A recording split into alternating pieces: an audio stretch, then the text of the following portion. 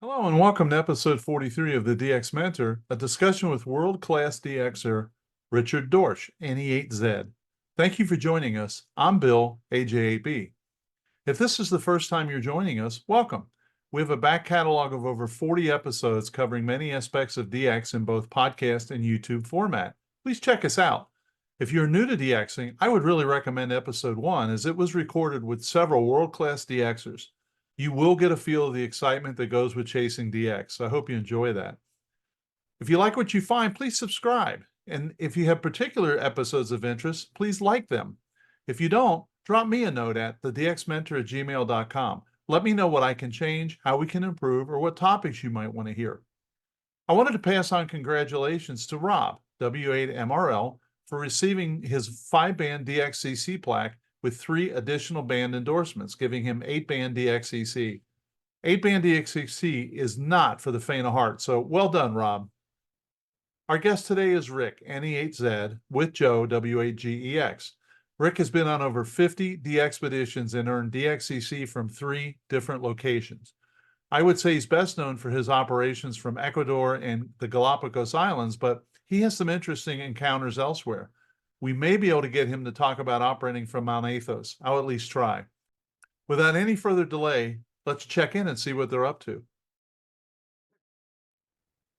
Well, good evening and welcome to this edition of the DX Mentor podcast. I'm Bill, AJ8B, and Joe and I are very excited to have an old friend of Joe's and a new friend of mine with us tonight. Rick, NE8Z, which most people probably know him as HD8MD, certainly more frequent, I guess. So we can't wait to talk to Rick. But Joe, why don't you introduce yourself for a minute and tell us a little bit about you? Well, good, and it's a pleasure. Excuse me, it's a pleasure to be here with Rick tonight. We're old buddies going way back, particularly on 6 meters. But I got started back in 1970. Came up through the ranks. Been a DXer pretty much from the get-go. I got on 6 meters back in those days, and we had some nice openings into the Caribbean, and I was just hooked. And since then, I've been on quite a few DXpeditions and just absolutely love ham radio and DXing. Okay, and can you believe this is like our 45th episode of the DX Mentor? Really? Yeah, it's kind of crazy. Yes. Haven't kicked us off the air yet, so.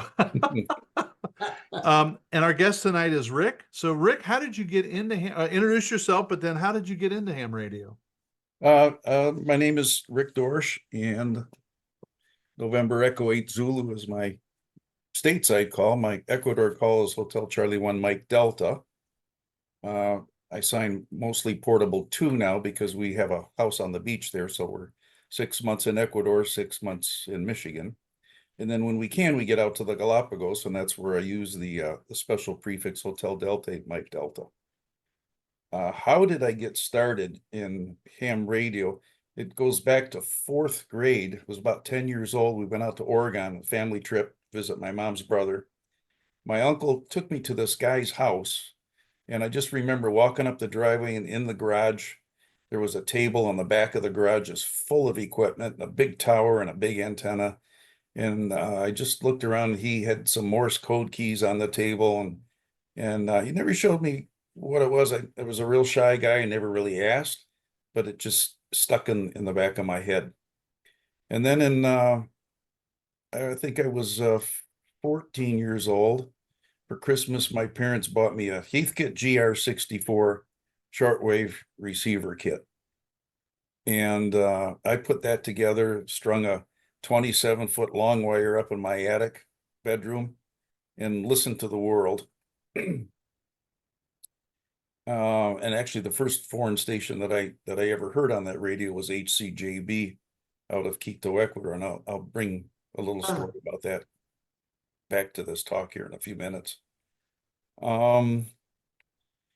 After that, we moved to Rochester, Michigan from Detroit back in 1967. So I was a 16-year-old kid, and we moved in the middle of the year. So I was the shy kid in high school. Didn't feel like going and sitting at the lunch table with everybody else because, shy guy, and I didn't know anybody. So I went to the library, when I got to the library, I walked around and there was a red and black and white book up on the shelf that said how to become a radio amateur. And I thought, oh, that's what that's about. That took me all the way back to visiting that guy's garage in Astoria, Oregon. So I took the book out and I went to my English class and I was reading it under the desk. And I went to my art class, which was the last class of the day, and I had the book out and I'm paging and I'm reading, and the teacher's walking around and he stops and he says, "Excuse me, what are you doing?" He says, "I'm reading this book." He said, "Let me see it." So I pulled it out and I showed it to him. And all the other students are laughing and I was all red and embarrassed. And he says, "Let me ask you one question. Is it more important that you read this book in my class than study art?" And I said, "To tell you the truth, it is, because I didn't want this class. They just gave it to me as an elective." And, you know, some of the students were going like, "Oh, like he's going to get in trouble." And he said, "Okay, in that case, from now on in my class, you will only study amateur radio. My call sign is W8ROF."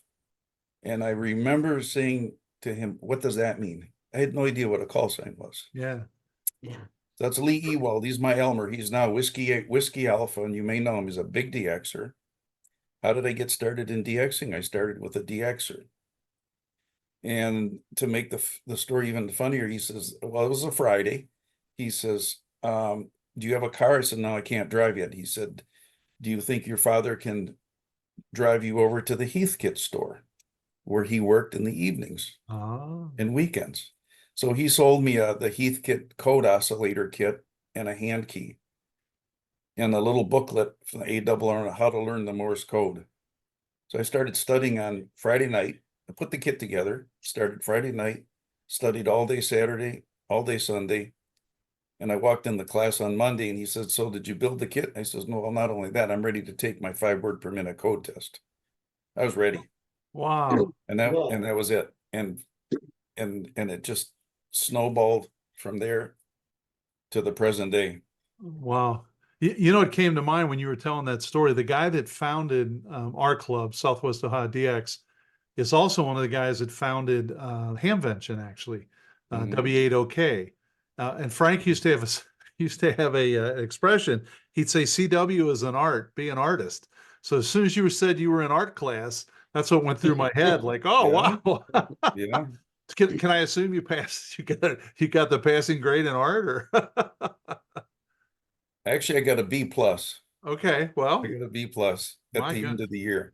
that's a great story. But literally, I had to do a couple projects, but he taught me ham radio, you know, back in 1968, when you studied to take the exam, and he was able to give the exam, the code test, which I passed that Monday. Then he sent away for the paperwork. It took, I think, 2 weeks for the paperwork to come back in my written test. And I took the test in class, and he said, "I'm not supposed to tell you, but you passed." And I thought, great. So Yeah. then it took 6 weeks. And back then, Joe, I was WB8ABN, always born naked. You were WB8GEX. Yeah. Yeah. Exactly. You know, Yeah. we were talking a couple of weeks ago how you would take the test and it would be 6 or 7 weeks, but within a couple of weeks you'd get a set of cards from the little print shop. Remember that? Yes. That's how you knew you passed, right? Yes. 'Cause you got Yeah. these cards. That's very true. Yeah. Wow. So you got your ticket, but where did you make the jump into? I mean, I looked at QRZ.com. You've been on numerous places. I kind of tallied up, I guess, over 50 you've operated from, at least. Right. So what made the jump from I have my ticket, I'm going to learn this ham radio and code and get on the air, to actually being such a pervasive DXer? Well, when he whispered in my ear that you passed the test, I'm not supposed to tell you. And then I said, great. He says, "You want to come back up to Heathkit to see if we can fix you up with something?" So, you know, went up with my dad again and brought back a Heathkit DX60B kit and a SB301 receiver, Wow. SB600 kit, and some crystals. he gave me some crystals that he had at home. And that was it. That was my starter rig. I had 6 weeks to build everything, and it worked. We threw up a couple dipoles, and then when I was on the air, my first CQ was probably at 3 words a minute. I had W3GIL, who used to answer very slow novice operators on 40 meters. I mean, 1 minute, 1 word per minute, 2 word per. He would take the whole day to finish a Q. So he was my first contact, and then my code speed built up pretty quick. Within a couple of weeks, I was working. Well, one day I called CQ on 21111 sideband CW, and the sideband station answered me. Hotel Charlie 1 Mike Fox, Dave Mitchell in Quito, Ecuador, of all places. It was my first DX. So I went into art class. I, hey Lee, I worked, this guy, my first DX contact all the way down into Ecuador. It's kind of ironic, actually. Yeah. And that was it. Just like Joe, just living it, breathing it. Subscribe to the Jeff Watts DX Bulletin. Lee says you gotta send some money to this guy and subscribe to the bulletin because you're gonna start looking for DX. Then I realized you can work DX up on the novice band, but it was pretty hard because we were rock bound with crystals. Yeah.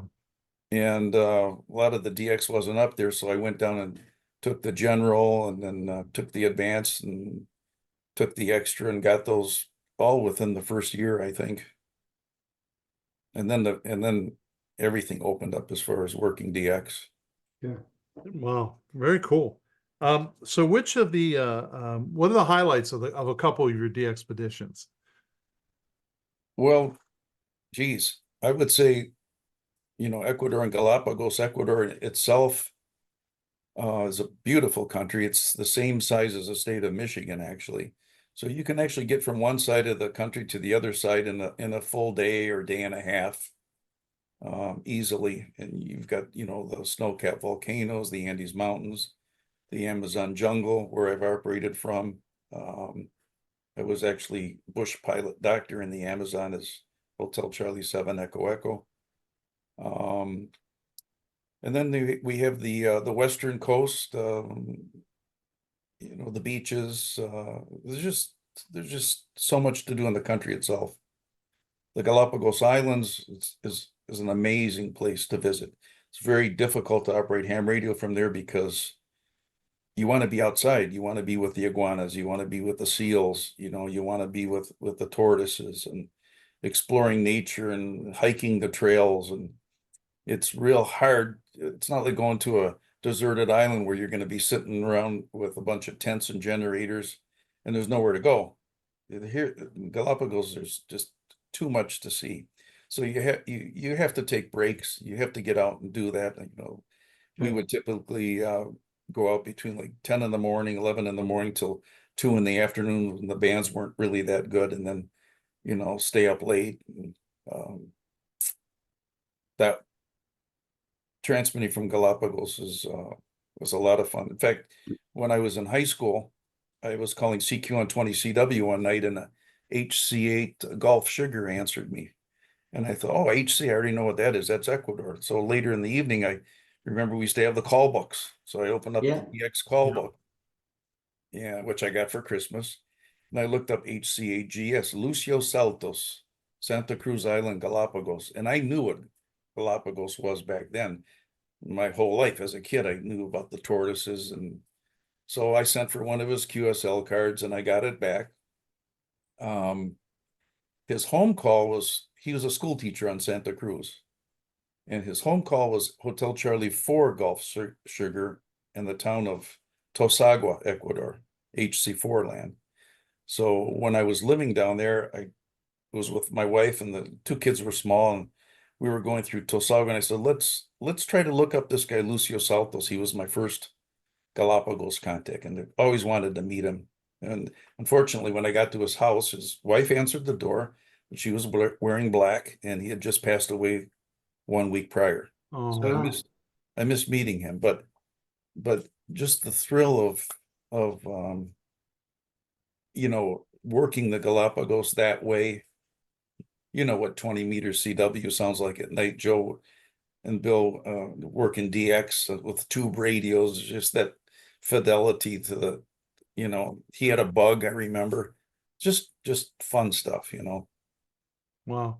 Yeah. We were recently talking about maybe the last solar cycle or the one before that, where Joe and I were both like chasing Russian oblasts, and remember all that late at night, and you could hear the watery sound signals coming over the pole, and it just sounds different now. You know, it's just, and I I'm know. not a, oh my God, you should have done it this way, that kind of guy, but it does. It just sounds differently. So It sounds different. It's less exotic now. It was very exotic with the QSB and the fidelity of.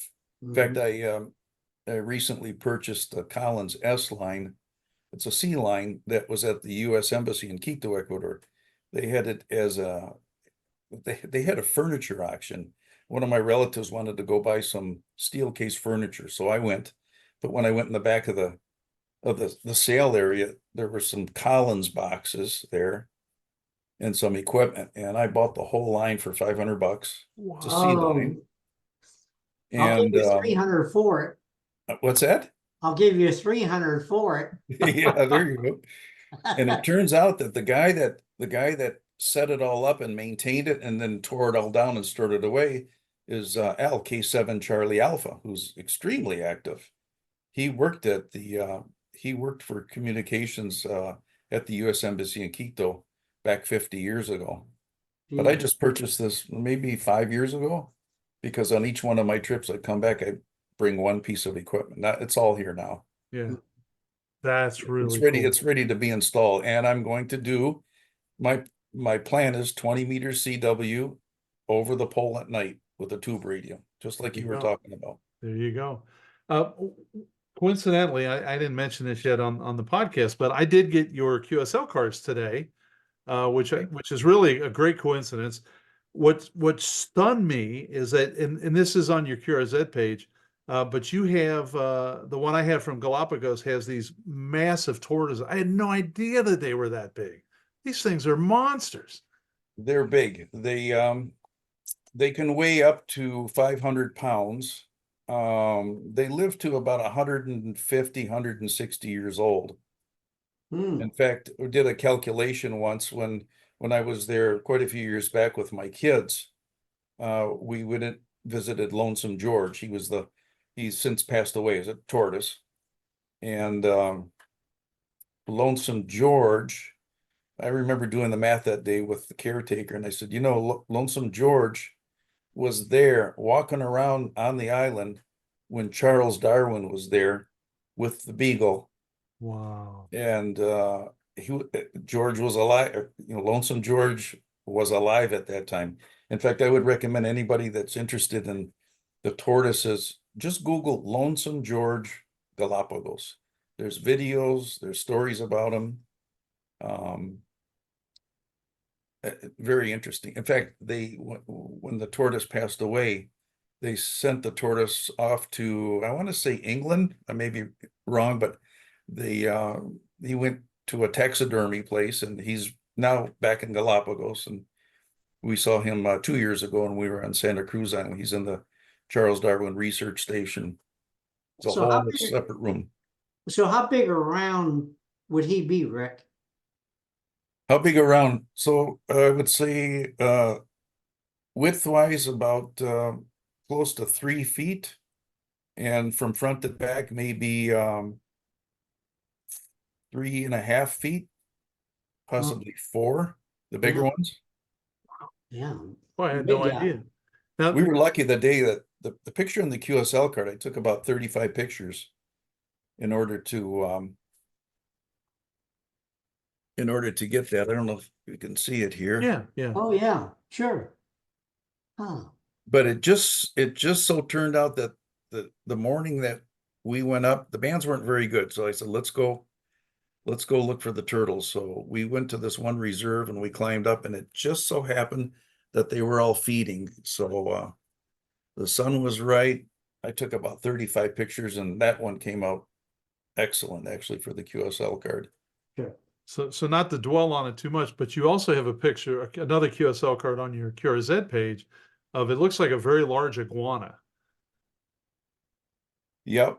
Same island, all the islands. You have the marine iguanas, which you can only find in the Galapagos Islands.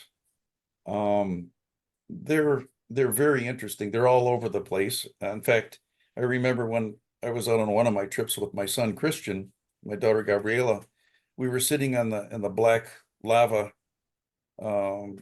coral area at the edge of the sea, and the waves were crashing, and all of a sudden my son was like a little bit surprised. He jumped, he was startled. And as I looked over, there was an iguana that was right next to him that actually yawned. He opened his mouth and yawned, and you could see red.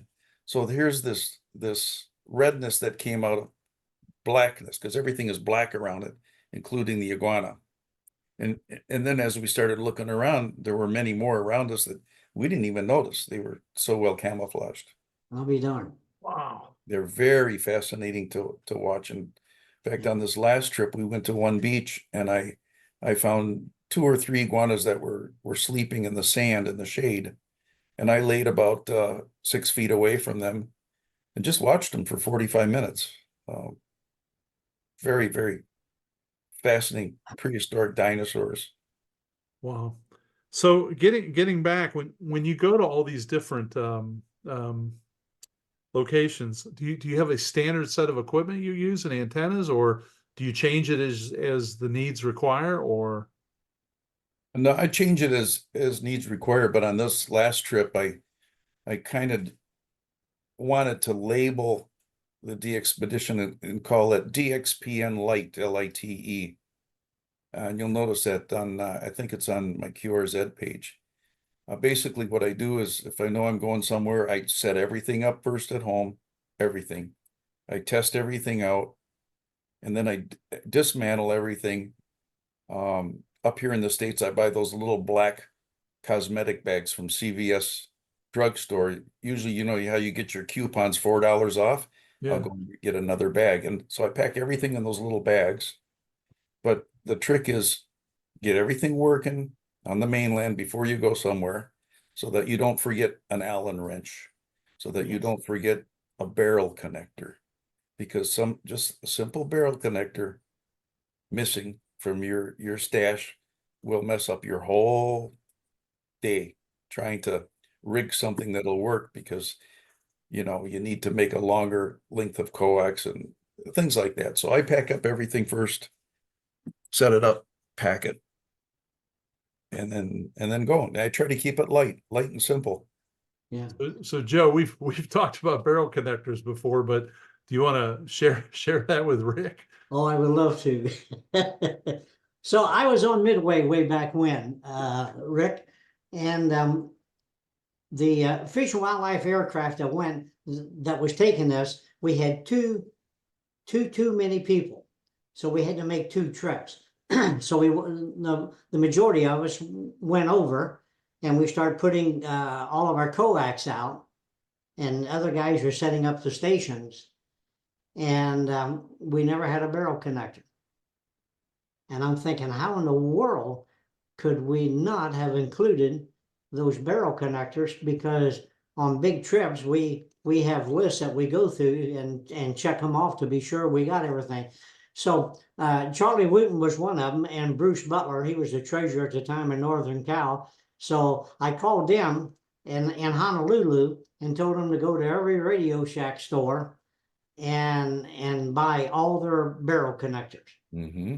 Because we just had no way of putting this together unless we would just cut the cable and either solder it or just wrap it together, Right. So that was an experience. We thought we were in deep trouble going to Midway, and we're probably not going to get on the air, or not like we thought we would, without those barrel connectors.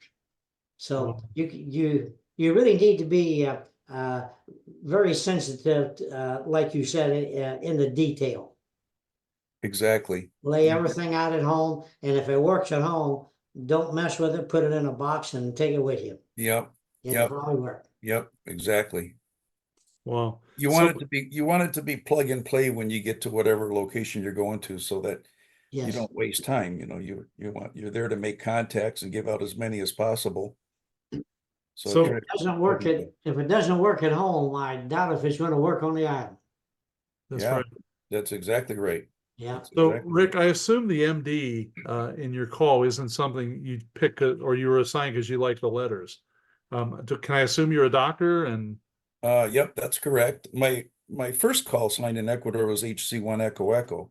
And actually, if I go back a little bit further in the past, back in November 22nd, 1971, I was still a kid. I had a car. There was a radio club meeting in Livonia, and there was a guy that was going to give a slide presentation about HCJB and the ham operators there, and the missionary ham operators.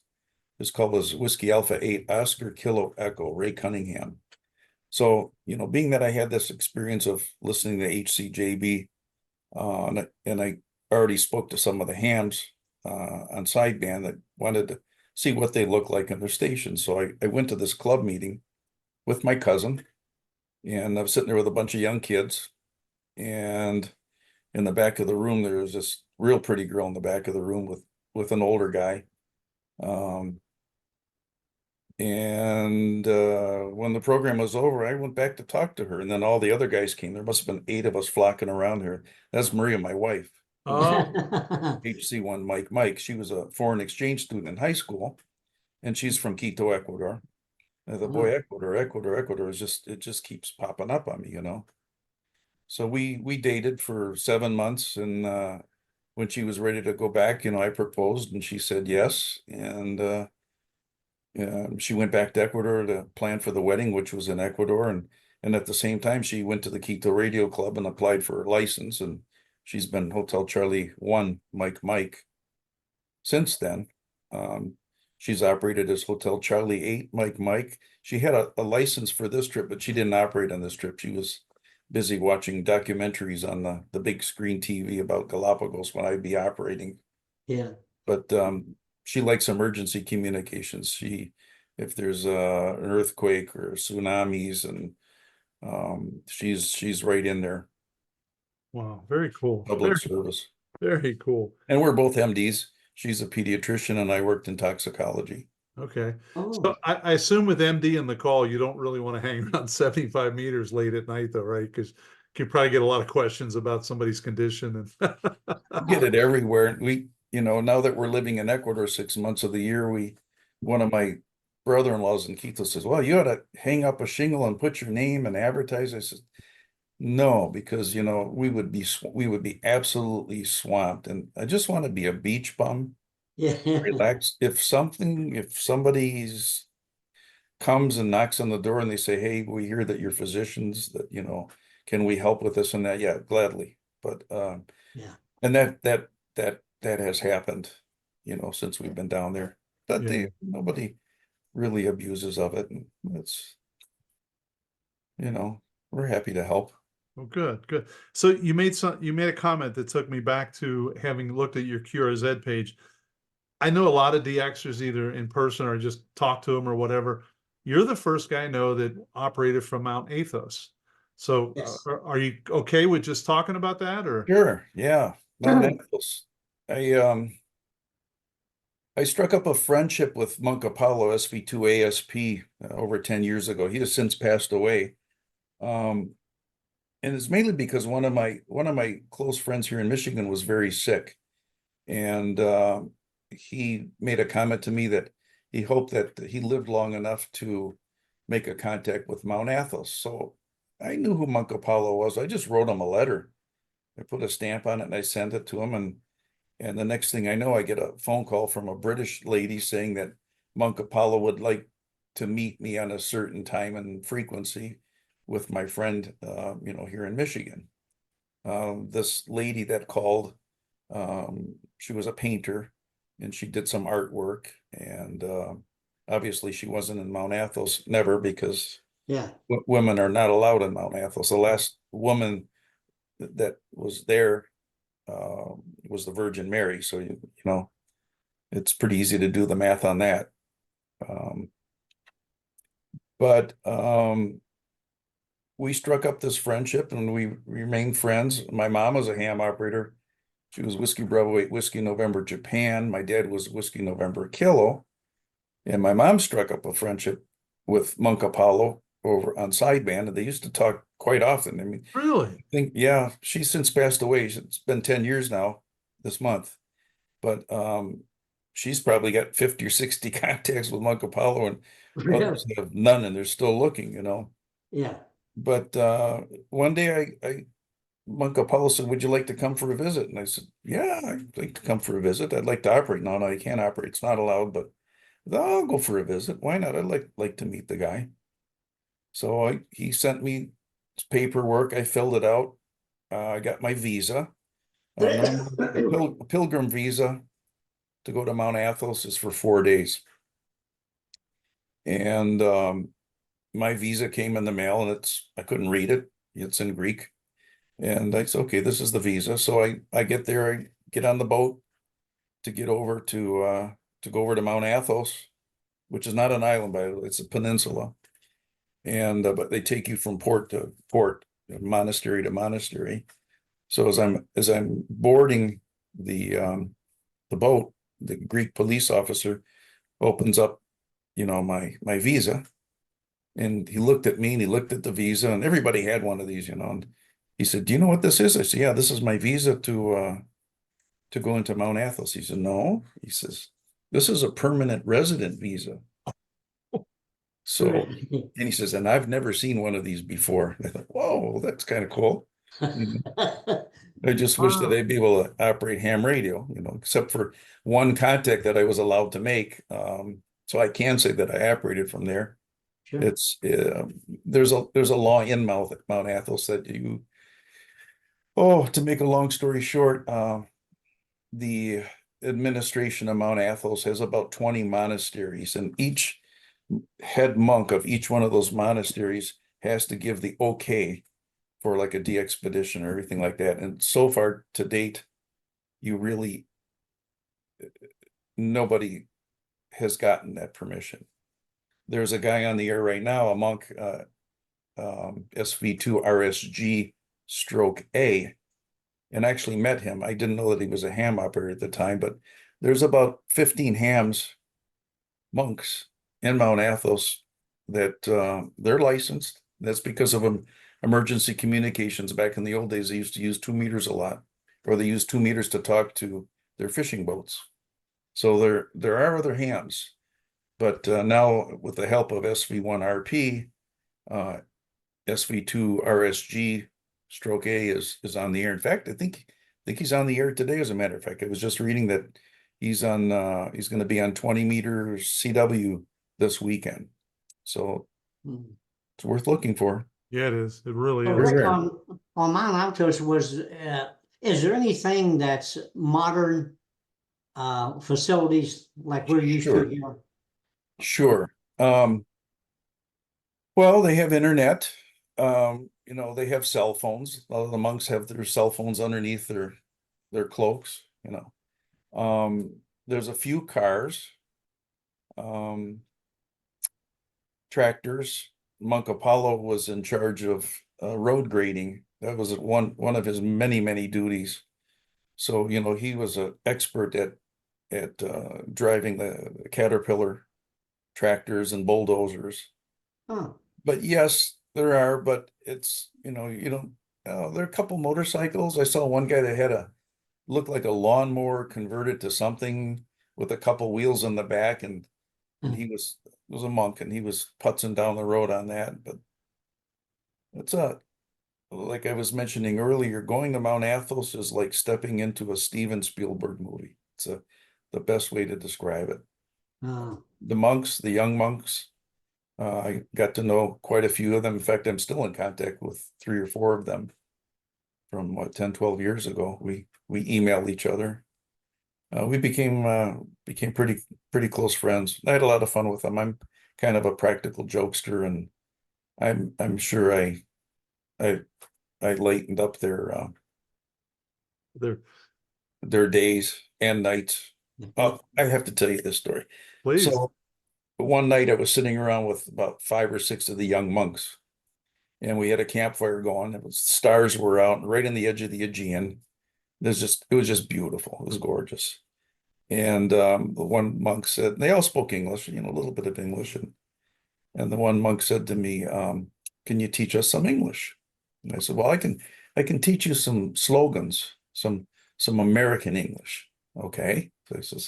So I was thinking, what do I do? I said, okay. All right. I want everybody to repeat after me. Get her done. Get her done. You know the cable guy? Yeah, oh, yeah. Get her done. Get her I done. said, now you guys say it, get her done. What does it mean? I says, well, it means you got to get it done, you know, just keep working away and get the job done. Get her done. So they had it down to a perfection, you know, and I'd see them like in the cafeteria and they go, get her done. Well, one night there was a church mass, you know, they pray all night long. So I only slept 2 hours a day. That's all you need. I never needed more than 2 hours sleep. Don't ask me how that happens, but the monks, Monk Apollo, 2 hours of sleep. That's all they sleep. So they pray all night. You go in about 8 o'clock at night and it goes all the way until sunrise. And in my mind, it was like, okay, the gray line. I Yeah. watch the gray line every day. I'm in Mount Athos. I'm going to be on the air. Yeah. But it was pitch dark in this one church. There were some candles, the incense, they're singing and chanting. And the monks were walking past me with their black cloaks. And all of a sudden, one would look over me and go, get her done. Get her done. And we laughed, you know. We That's laughed. what's fun about some of these things, that when you're on a DXpedition and you're with 10 or 15, 20 people, whatever, and there's always these little things that happen that you just never ever forget. Yeah. Yeah. One of the monks, he says, where are you from? I said, I'm from Michigan. He says, what do you do? And I told him, you know, I worked in the hospital. And then it just, I don't know why. I said, have you guys ever seen Miss Michigan? Her name is Rima Fakif. She's Lebanese American. You ever see Miss Michigan? She said, no. I said, did you see the Miss USA contest? You know, she won. No. And then that was it. But about 2 hours later, one of the young monks came over and he says, I have a question. I said, yeah. He says, was she pretty? You know, and they don't see women. They're out there. That's it. It's just, Yeah. it's Wow. just all men. Well, I might put a link in the show notes to Miss Michigan. I'll have to think about it, but Yeah. I used So- to work with her. Yeah. so Joe has you know, told me about what it was like for him on Swains, and he would not go back. So is there any place you've been for any reason you'd look at and say, you know, if I got invited, I wouldn't go? No, not really. Not really. I mean, Swains is a different sort of thing, you know, but you're probably talking mosquitoes and maybe the heat, mosquitoes, more mosquitoes. No, I would go back to all of the places that I've been to. Okay. Yeah. Yeah, Janet has told me Joe's never been the same after coming back there. The heat was just exhausting, you know, for 2 weeks, and it was just brutal. Go ahead, Joe. I didn't mean to It was brutal. What's the weather like in Ecuador, Rick? So right now we're going through El Nino, the Nino effect. So it's been warmer. Usually when we get down there in November, it'll be in the 70s, the 80s. We live out on a peninsula that jets out into the Pacific. In fact, if you jump off our beach and you swim due west, the next beach you get to was the beach that I operated from Galapagos. This last trip is HD8MD. It's Oh, literally yeah. from beach to beach, just straight across. Straight, huh? There's no humidity. We've got cactus dryness out on the peninsula, but if you drive 5-6 miles inland, you can said, I'm going to drive inland to the store, get a car wash because it could be pouring rain. You come back out, it's sunny. This last year, because of El Nino, I would say it was 85 to 92 every single day for 6 months. But without the humidity, you really don't feel it. Yeah, yeah.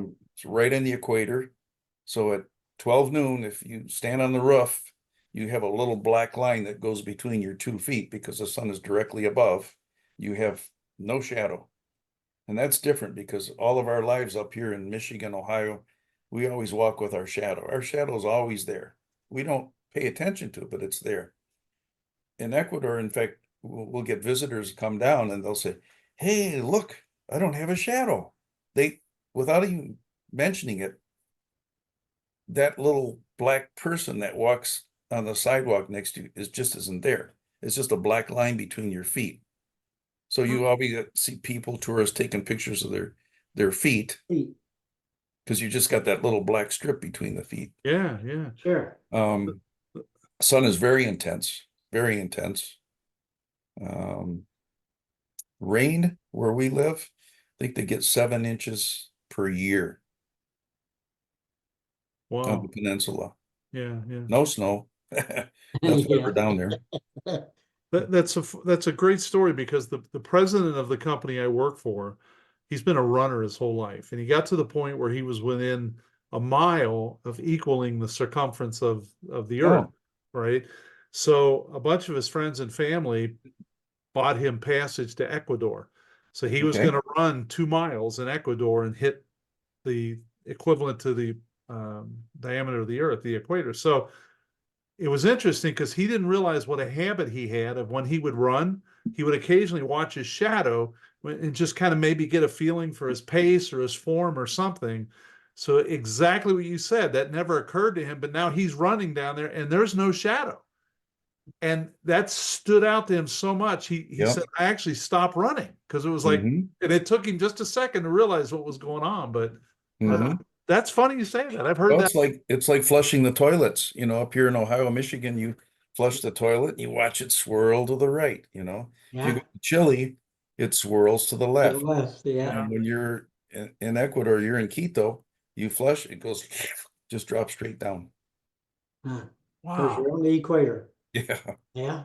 We always thought that when you flush the toilets in Ohio, they end up in Ann Arbor. But I'm just saying, I'm just Oh, just throwing out a little. well, that's Michigan. good. I'm not a U of M fan. I'm a Michigan State fan, so it can go there.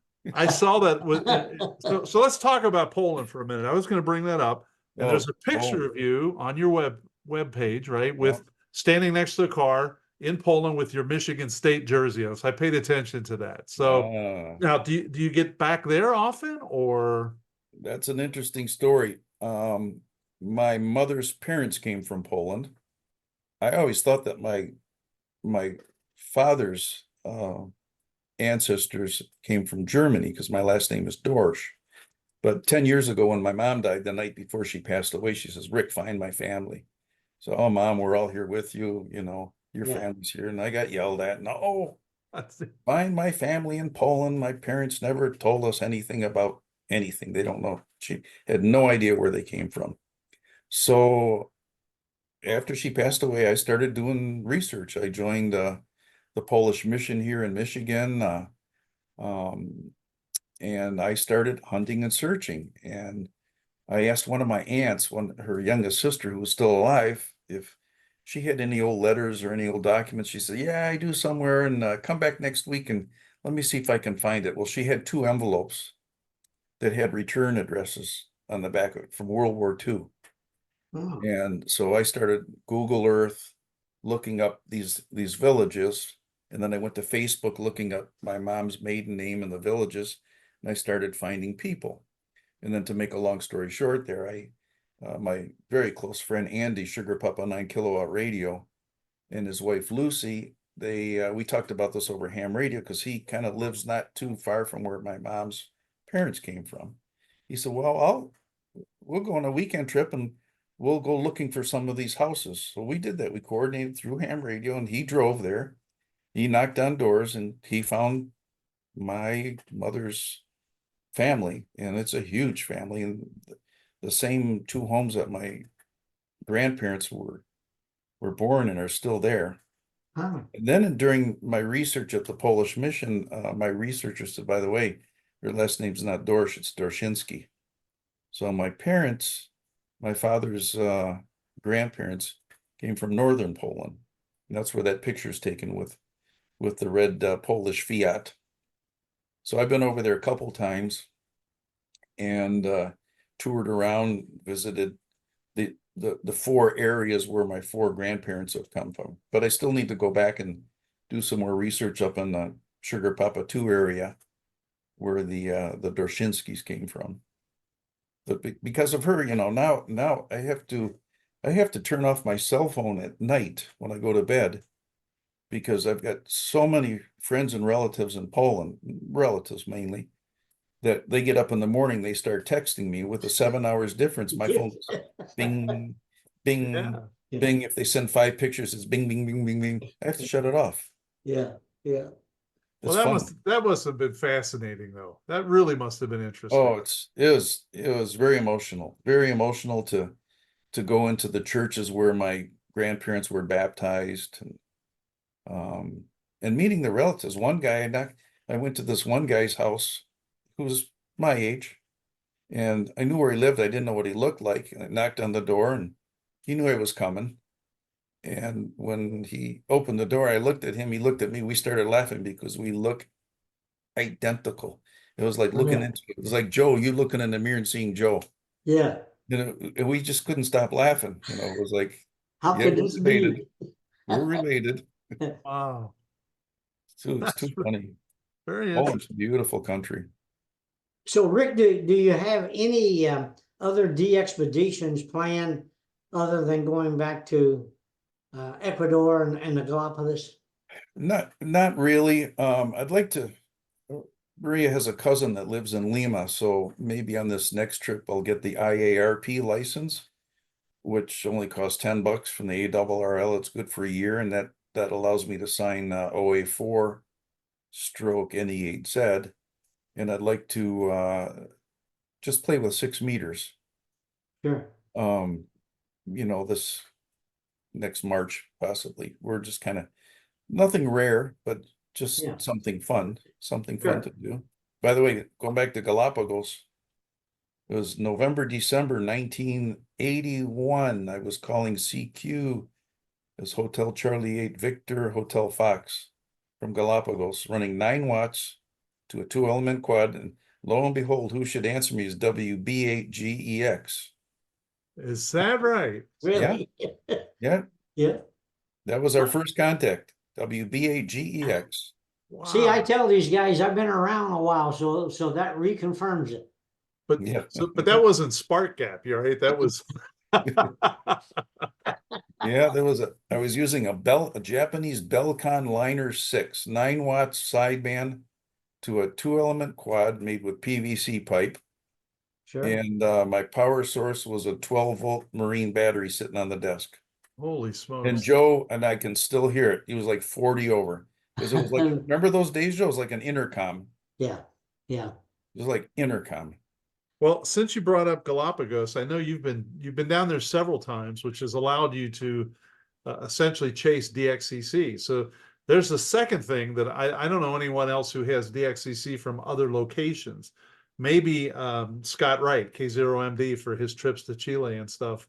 I've never asked him, but in your case, I think you mentioned you've got well over 200 now, right, from Galapagos. Well, just before I went on this last trip, I was at 230 work, 230 confirmed, but that's going back to the first trip, 1976 to present. So on this trip, I was able to add 17 more. You have to set little goals when you're on DXpeditions, because sometimes it can get boring, believe it or not, working pileups. You have to have something to do or little goals to reach. So I set up ahead of time, and I made a list of the countries that I needed. And then I made a list from that list, which ones are active and who's there. I sent out some emails ahead of time. And that worked. So I was able to get up to 247. From Ecuador, I only need Chesterfield Islands to complete all 340. And from Michigan here, I have, from NE8Z, I have all 340 worked and confirmed. But it's fun, something to do. Yeah, 2 out of 3 are honor rolls then. Well, they're all honor roll, but the Michigan DXCC is number 1. That's when you get all of them. For the other ones, honor roll from Ecuador, Right. not from Galapagos yet. Yeah. Okay. But I'd have to live out there in order Yeah. to get that. So one of the other questions we always ask our guests, because we've got a lot of, like, I got an email this morning, I haven't even shared with Joe yet, but we've had a follower who, he was in the 80s and he sent me an email about how do I confirm this guy, and I did some digging, and sure enough, he was able to go like a back end route and get a QSL card from, I think it was Ukraine or Turkmenistan. But anyway, he's in his 90s now. But the question these guys always have is, look, I'm a young DXer, I'm an less experienced DXer. I don't have a 100-foot tower with a log periodic on it. I don't have a 2 kilowatt. How can I break a pile up?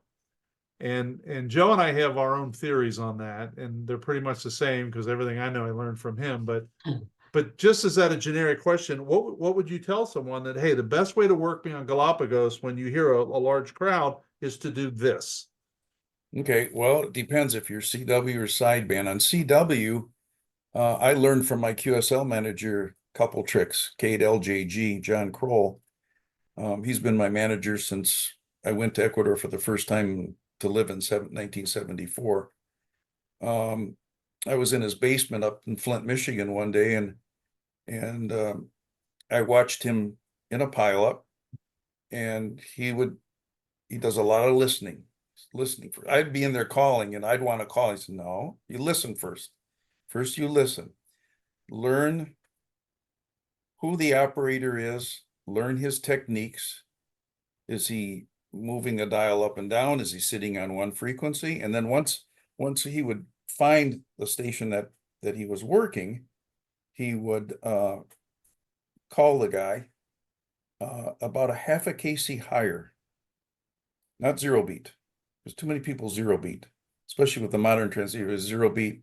Everybody's on the, so you have to change that tone, make it a little bit higher pitch so that the human ear can hear that little higher pitch. And boom, boom, boom. That made a huge difference for me. From the other end of the pileup, I know a lot of CW. I don't remember what Joe's technique is. I think you go up and down the band, if I'm not mistaken. Yeah. You tune up. And Yeah. I get a little frustrated sometimes with what I call the beehive, because you get that big, huge mass of everybody's calling all the kilowatts, the 100 watts, the 5 watts. That's the beehive. So I go about 1.7 kilohertz higher than the beehive. And I can sometimes sit there for a whole hour without touching the dial and just run the pileup without even touching the dial. Yes. And I don't use a lot of filtering. If I turn on a 500 hertz filter, that's too much filtering for me. I usually leave it wide open. I like to hear the stations, the high pitch ones, the low pitch ones, the ones that are on frequency, and then the ones that figured out that, oh, I know where he's listening. Those are the ones that get through. You have to know where the other guy's listening. Joe has a great story. We've told it many times, but I like to repeat it because it's so obvious, but it's also shows this great level of success. When you work James Brooks. Yeah. Talking about listening, and all of us old people, we always tell everyone, just like you said, Rick, listen, listen, listen, listen. Okay. So James Brooks was on Scarborough Reef, 20 meters, 14,200, listening up, 215 or whatever. And I'm like everyone, just calling and calling and calling because all time new one. And then all of a sudden he says 257. And I thought, boy, that's strange. Why did that guy say 257? So immediately I went up to 257. I gave that guy one call on Scarborough and worked him. And that's the only contact I ever had with Scarborough. But it goes right back to what you said. You have to listen to that operator. You have to listen to the operator. And then for having fun on the other side, CW pileups, I was talking about the beehive. It's just a mess, and it's frustrating to sit there and listen to that. You get tired of it after a while. It's noise. It's noise. So what I'll do is I'll go a little bit higher than my 1.7, a little bit higher, and there's always one guy in there that's really pathetically weak. And I call him, I give him the 599, and then never fails. in the old days, I used to get a letter or an email saying, I can't believe you heard me. I had a wire strung up in the basement and I'm only running 5 watts. You Yeah. know, how could you hear me through that pileup? I Yeah. didn't. I just, you know, I 'Cause like to find the weak ones. I always pick out the weak ones. I always try, if I'm listening 5 to 10 up, then I'll listen 12. Okay. And that always seems to work. I totally agree. You got to get out of that pileup. The beehive. Yeah. Yes. Oh my God. Yes. That's Yes. really a great term. I was surprised. I had a rig in the car for several years. I've got a 1 hour commute one way. And I love listening to the pileups because you realize that the majority of guys really do not listen. And the guys that irritate you, and I'm sure you've run into this where some guy's calling you over and over and over and you work him and then he goes, okay, and what was your call? And that would drive me nuts. Yeah, that happens. Yeah. Yeah. Yeah. When I was Joe back in the old days, HC8 VHF. So that's November, December of 81 when I worked you. 6 meters would open every single morning.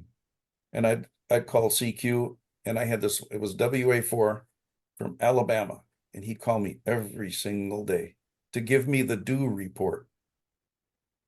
He was a farmer. He's giving me the dew report. Yeah. And it's like, well, now where are you? What did you call that island? Are you like down near Florida or something? I said, no. And I think he's in my log 20 times. Yeah. And I still don't think he ever looked on a map to see where he was talking to, but it was fun. It's like, I got the dew report. I still don't even know what a dew report is. I probably should Google it tonight. Joe, who told us, what was it, Don, N1DG, that said when he was on Baker, every morning some guy would work him Yes. just to say hi and I hope you're doing well and I'm gone. And every morning, right? The guy wanted to be sure Greenbaum was okay. Yeah, he sure did. Well, it breaks the monotony and it's fun. It's our hobby, It's like duplicate QSOs, people complain about, I don't want dupes. I don't care if somebody dupes me. Maybe he didn't think he got the first contact or the second. Doesn't cost anything to work him one more time and put him in the log. Yeah. It's fun. It's like, it's another contact. Wow. It's another contact. Yeah. Very, very cool. Yeah. Joe, did I miss anything? Not a thing. Went down through the list here as we was going along. This has been very interesting. Oh yeah, Rick, this is really cool. Yeah. Yeah. I'll tell you another thing that I like to do, expeditions. Let me use one Fernanda CE0 expedition. There were 2 just recently, the big group CB0ZA and then what was the other one? CB0ZIX. Yep. So what I do when I'm in my ham shack, and if I'm working something like that, I've got YouTube pulled up and I'm watching every single video on YouTube for that particular DXCC entity. Swain's Island, let's use Swain's. I'll go in there and I'll learn about the Jennings family and, and everything to do with Swain's as I'm, working the station. So every major DXpedition, like right now we've got Glorioso Island. I don't know much about Glorioso, but I guarantee you tomorrow I'll have YouTube up here and I'll be watching Glorioso videos because he's going to start up tomorrow. Yes. Wow. That's a really great idea. I'm looking at my list. Did we talked to the Glorioso guys on a podcast, and I think I pushed that out, Joe. I'm embarrassed if I didn't. I'll look afterwards. But yeah, that's going to be an interesting one because they made it pretty clear that he has to work while he's there. Right. And he's going to do everything he can do to get on the air. And they're number 6 or 7 overall. Yeah. So man, the demand is going to be nuts. That's part of the DX game. That's part of it. It truly is. I remember North Korea when North Korea came up and I still needed North Korea from Michigan. I took a week vacation from work and I said, that's it. I'm going to sit in the ham shack until I work North Korea. And that same day, the first day of my vacation, quote unquote vacation, I worked the guy. So I called my boss and I said, hey, any chance I can come back to work? I didn't say why I was doing it. Oh yeah, well, great, because we need you here and this and that. So I saved a whole week's worth of vacation time to use on an expedition somewhere. Yeah. And then 2 months later, same thing, went down to Ecuador. I needed it from Ecuador. And I worked the same station with P5/4L4FN. Yeah.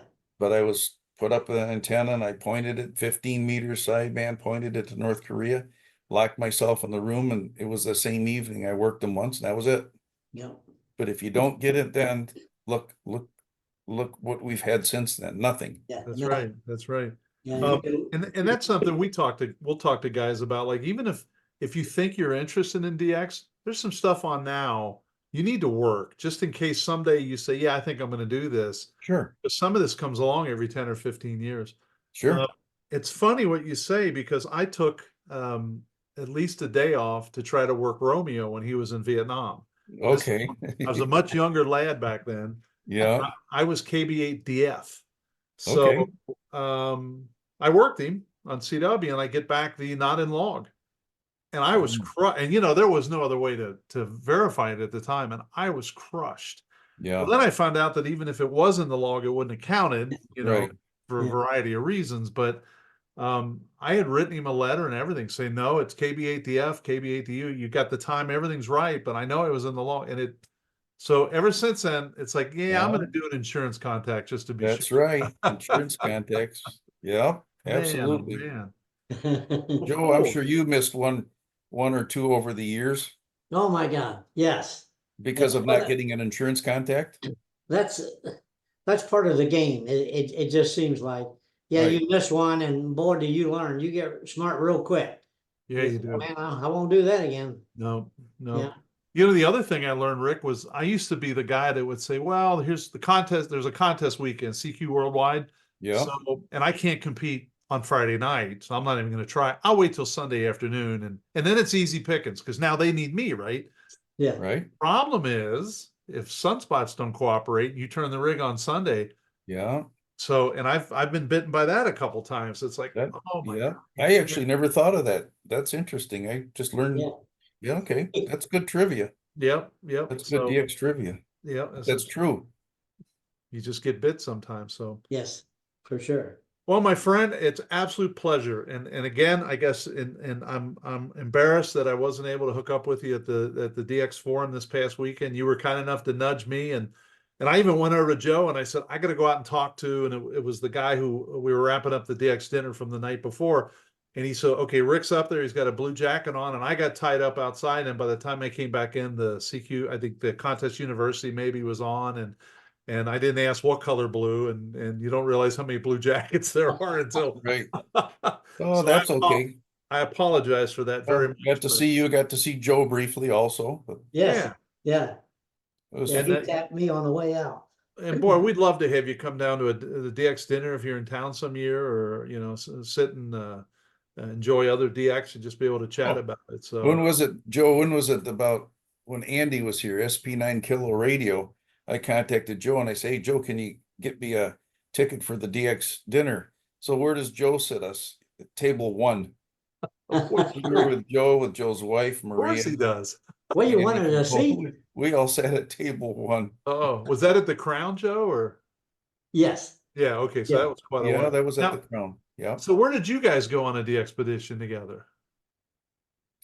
we Who, haven't. Rick and I? Yeah. No, we've never been on one. Oh, I thought you were. Okay, my No. bad. No. No, but if we did, we'd probably be laughing the whole time because once I get going, and I didn't get going tonight, but we could be trouble. Yeah. Well, if you get in a mood some night, call us and we'll record it and have a good time with it. So- Sure, we can do that. Well, So Sister Josephine, like oh, I'm capable of doing something like that. Yeah. But Joe, I got an idea for you for a DX dinner the next time.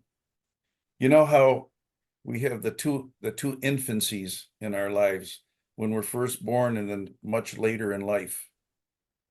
Why don't you go like have somebody roll you out in a baby cart, and put on like on a diaper and do the second infancy sort of thing, You Yeah. obviously can go change afterwards, but I could see him doing something. Sister Josephine was Yeah. Yeah. awesome. I So still now- do that Sister Josephine thing, Rick. I still got my habit. Yeah, you did it. You did it a few You years still have ago. to have it. Yeah, Huh? So I've done we're- it. I've done it several times, unrelated to ham radio. Oh, You know, like at Christmas parties, and yeah, oh, yeah. That's getting a little scary, Joe. yeah. So when did you do it? Because the first time I saw it was at the DX dinner like 8 years ago when you and Greenbaum were together. Yes. But you must have done it where Rick saw it before that. No, that was it. No. I was probably there. No. Okay, all right. Yeah. No, All no, right. that was it. Me and Greenbaum. And then you did it on field day. I have a picture of that. Yes. And I've done it. I've got a buddy that's 95, and this guy is a sharp. And he's in charge at this nursing facility. He's in charge of the Christmas party. So he always, twice now, he's had me come in, and he'll tell them that the Pope was unable to come, and he sent his representative, Sister Josephine. Oh my God. Yeah. Oh, no. Yeah. Oh, geez. Holy Funny. smokes. All right. Well, very good. Yep. Rick, Well, thanks a thank you. lot, Rick. We Well, appreciate thank it. you, guys. And if Yes. there's anything we can do, you said, well, I'm down in Ohio, you guys could do this or do that, please give us a call and Sure. and we'll include you. As you know, we've got a couple other DX activities we have going on that we'll keep you included in and have some fun with it. And that's what we want to do. So That sounds great. Appreciate it. Oh, Thank you. And if I- anybody has any questions, they can always email me at ne8z@yahoo.com. okay, and I'll put that in the notes. You know, I check that 3, 4, 5 times a day. And yeah. Okay, very good. Do we need his bank account number, Bill? Well, since he logged in, I have it. Yeah. I have a bank story. I got some mail today, some junk mail, and I typically rip it in half and I throw it in the wastebasket. We have a burning barrel out here. And when I got in, I says, well, wait a second. I think I saw some white envelopes in there. I tore my state of Michigan and my federal, the 2 refund checks in half. Oh, really? So I had to take it up to the bank today and Yeah. sweet talk them into, will they take these half checks? It was they took them. We usually let the government take half the money, Rick. That's a different approach. Well, yeah, Yeah. that's true. Exactly. All righty. Okay. Well, thank you so much, and it absolutely was a pleasure. And we'll see you in a couple weeks, I think, on the DX Lounge. And Yeah, I'm looking forward to that. That sounds very, very interesting. Oh, yeah, that's a hoot too, Rick. yeah, Yeah. That's one where time you I just- might see the real Rick come out. that'll be great. That'll be just super, and we're looking forward to that. So, Joe, I hope you're on the mend, and I'll check in with you tomorrow. And Rick, thanks again, my friend, and safe travels when you head out. Yeah, thanks, Bill, and get well, Joe. Okay, buddy. Thanks a million. See you. All right, see you guys. Okay, good stop. Then I'll just. Joe, did you hear the joke, since you're telling jokes about the boy who he went to, you talk about priest jokes, so this is one of my good Catholic jokes. The kid goes to the priest. I'm trying to remember how it goes, and he's in confession, and he says, he tells his friend, I've got to tell the priest that I was fooling around with Missy, but I'm not going to say who it was, right? So he goes in and says, Father, I'd like forgiveness. There's a young girl a sophomore here that I was fooling around with. And the priest says, well, was it Jenny Smith? And he says, no, Father, it wasn't. Was it Lori Jones? No, Father, it wasn't. Okay, well, here's what your punishment is, and don't do it again.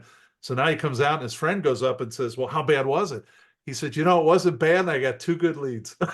Oh, that's a good one.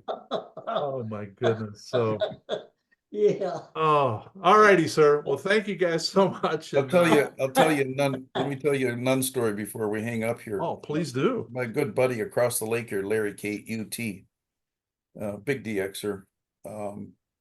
He went to Catholic school his whole life, and I think her name was Sister Agnes, was deaf. Now, Larry's my age, so he's 72. So, go back to elementary school, you got the Sister Agnes, and I don't know if you remember, but way in the old days, the hearing aids used to be these little devices that you'd wear under your shirt, and Yeah. you'd have the electronic, the ear pieces up above, but it was the hearing aid microphone, I guess you would call it, would be under the shirt. Under her In her shirt. case, it was under the habit. So she would be lecturing, and what Larry and some of the other guys used to do was all boys Catholic school. They used to talk to her, but there was no voice. They would just move their lips. So she would beat on her chest, try to get the thing to work. And then they would start talking again. Yeah. And then they would talk without actually saying anything. And so they constantly had her beat. And he said, now he says he knows he's gonna go to hell for that. Yeah, that poor nun. It's gonna catch up with him now.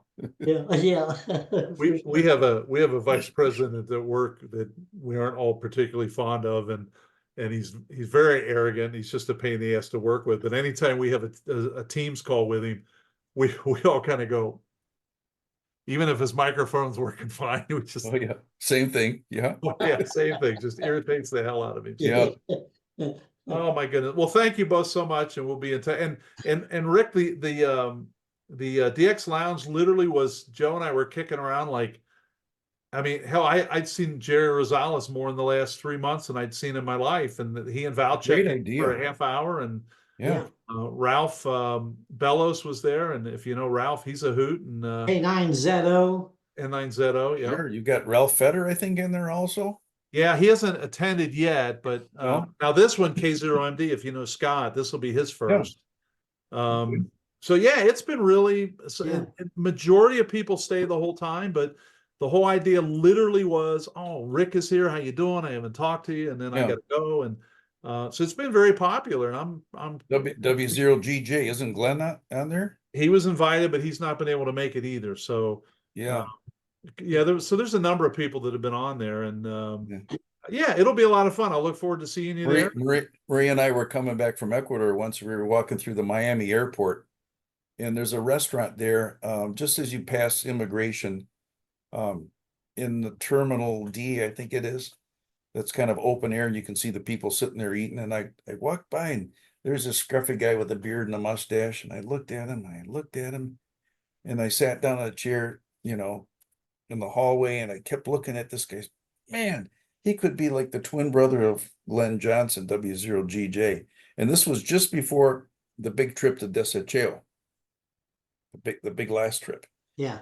And I got home, and I said, I sent an email to Glenn. I says, hey Glenn, I was just in the Miami airport. Were you eating dinner with your wife right by the side counter there? Was that you? He said, yeah, that was me. And then he goes, ... but don't say anything. And I answered back to him, I says, I put an equal sign. I says, Desecheo, because it was all in the hush. Yeah. How'd you figure that out? I said, come on, it's not hard to figure out, I mean. Yeah. Yeah, Glenn's a good guy. But it was him. It was him. I do think I've seen a picture of him, and he's a very gray beard, if I remember. Oh, well, he may have shaved it now. I don't know, but Yeah, he doesn't have it now, but I remember a picture of him, and it really changes him a lot. possibly, yeah. Yeah. But I busted him on that. Don't you tell anybody. Well, he was not at the DX dinner, right? No, he wasn't. No. Really? Him or Ralph, either one. Yep. Yeah. Yeah. So, okay, I'm out All of right, here, guys. boys. Yep. Thanks again, All and right, see you. Get well, Joe. Thanks. Okay, It boys. was fun. Thanks a See you million. guys. we'll see you Bye-bye. guys. All right. Is that exciting or what? Thank you for joining us on this edition of the DX Mentor. I would also like to thank our sponsors, ICOM America, the Daily DX, DX Engineering, and the Southwest Ohio DX Association. You won't find anyone more committed to DX than these sponsors. And of course, I would like to especially thank our guests today, Rick, NE8Z, and Joe, W8GEX. I would love to have your feedback, answer your questions, and provide help with any DX or amateur-related issues that you may be having. If you need clarification on something or you just have a question, feel free to email me at thedxmentor@gmail.com. Please drop me a line if you've achieved an all-time new one, receive recognition, or have a DX event that you would like us to mention. We would be happy to do that. If you're enjoying these DX Mentor episodes, please hit the subscribe button. You can also click like if you found this episode particularly interesting. If you don't want to subscribe, please drop me a note and let me know why and what I can change and what topics we can cover. 7-3 for this episode, and thanks to my XYL Karen for her love and support. I'll see you in the pileups.